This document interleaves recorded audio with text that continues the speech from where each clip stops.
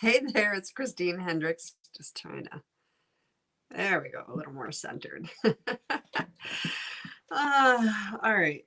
I'm still messing with this. I don't like it. I guess this way. You can see my messy bed now. There we go. Well, hi. It's Christine Hendricks. Um, I just woke up again, but I am committed to be here to be with you. So thank you. Thank you so much for watching. I know quite a few of you come on and watch, and I really appreciate you.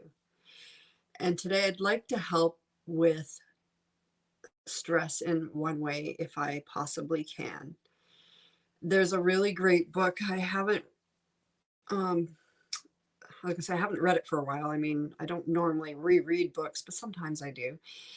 So this book, I'm thinking, was written by Zig Ziglar. And when I first saw it, I thought, it's not really something I need. I'm not a person that stresses out about things. But it was a fantastic book. Something about how to stop worrying. That's what it was. I don't worry. I do get stressed, but I don't worry. And when I say I don't worry, in general, most of the time, I don't worry. So, I'm trying to decide on what I want to share and what I don't want to share, because my husband gets mad when I share things about him. But I talked to him the other day, and he actually said something about sharing the fact about not giving up on things, even when things seem to be going sideways and you have those storms coming through. And the fact that he got really sick and he had to have a surgery, and his survival rate was actually very low, but he's still here. And when he first got diagnosed that he had this big tumor in his head, the size of a tangerine, like big. Like, can you imagine in your head?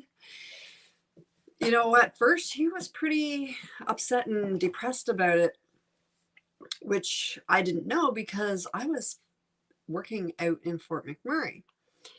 I mean, when he told me about it, I knew about it, but I didn't know how upset he was. I knew he was upset. I mean, it's obvious, but I didn't know how bad.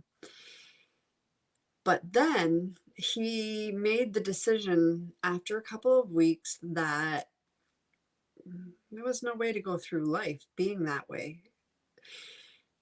So he made the decision that every day he's here is a good day, and to have that day to be the best possible day it could be.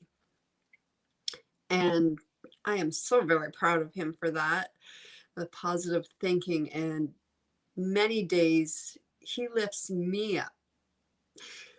So I wanted to share that, but I also was thinking about stress because for some reason, since the last 5 years, he got kidney stones before, but now he gets them quite often. One year he had, I think, six in a year. That's a lot. I think twice he had to have surgery on them. So now he may be having, well, I'm pretty sure he's having another kidney stone. I talked to him last night and I can't reach him today. And I don't know why. So is it because he's in the hospital? I'm up in Sarnia. He's 6 hours away. You know, what's going on? I could be extremely stressed about that. But I just know that sometimes there's things you can't change. It wouldn't matter if I was at home or where I was, I wouldn't be able to control the fact whether or not he had a kidney stone. And I can't control right now, what's going on. So I don't let those stresses get to me. It bothers me, but I don't let it get to me. And that's why I put in the descriptions, stay calm and carry on. My mother taught us as a young child, because we had things going on in our lives, just like everybody else, to keep that calmness, to keep that coolness, to keep level headed when things happen, because you're no good if you don't. In the situation, you need to have that calm, level headedness. I believe paramedics, police officers, firefighters, they all have to have that. You can't panic. Oh, there's a fire. What am I going to do? If you're a firefighter, you're an ambulance attendant, and you're rolling up on a scene of, well, let's just say, what about like the big pileups that happen on the 401 or these other places? They can't just show up and panic like, oh my goodness, look at all these accidents. There's lots of people to be tended to. They're trained to stay calm and start with one person and carry on to the next. So stay calm and carry on. Don't let your stresses get to you. Don't let whatever situations disturb your clear, level-headed thinking. And I wanted to share this. I actually Googled before I came on. It's like, I need a good quote on stress. And I found this, the very first one, I found this. This is an amazing quote by William Jones. Did I say? Oh, James. Sorry, not Jones. I'm pretty sure it was James. So the truth is that stress doesn't come from your boss, your kids, your spouse, traffic jams, health challenges, or other circumstances. It comes from your thoughts about the circumstances. And that's exactly what I'm trying to talk about. That's that calm, level-headed, okay, think clearly about things. But also, last night, I talked about, or yesterday's video, maybe it was this morning for you. I don't know. I lose track of what day it is. I wake up some days and I think, when I go to bed, it's Thursday. And when I wake up, it's still Thursday. One night I went to bed and I was getting ready to go to bed. I'm like, oh, it's Thursday. Thank goodness. Tomorrow's Friday. Well, if I was working days, it would be. But I went to bed and I was laying in bed. I woke up and I went, wait a minute. It's Thursday morning. When I wake up, it's still going to be Thursday morning. Darn, I got to work Thursday night, then Friday, and then Friday night, because I thought I only had one night of work and I had 2 left. Anyway, so now I just distracted myself way off the topic. Shoot. Yeah, so keep that level-headedness. Let me read the quote again. Oh, okay. So I'll read the quote again and then I'll get back on track. The truth is that stress doesn't come from your boss, your kids, your spouse, traffic jams, health challenges, or other circumstances.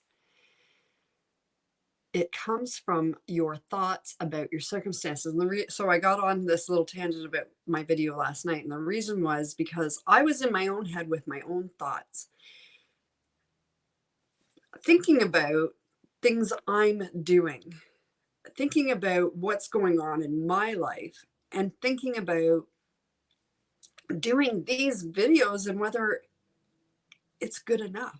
Am I good enough? Maybe I'm not good enough. I was in my own head on those things.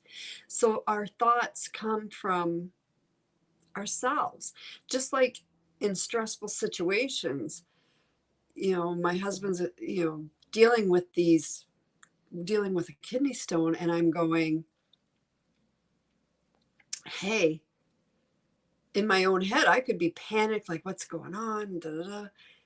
But I just have to keep calm and trust that he's going to eventually contact me. If something terrible happened, somebody's going to contact me, but I can't, in my own head, go to the worst case scenario.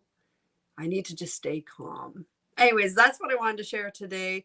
Thank you, Carl, for reaching out to me. Thank you for watching. I will message you back shortly. All right. And if you have comments, drop comments in the comments. If you are on YouTube, please subscribe and share this, like this, same as Facebook, like this, share this. Thank you so much for watching and being here. Take care. I hope this is very helpful to at least somebody out there. Bye.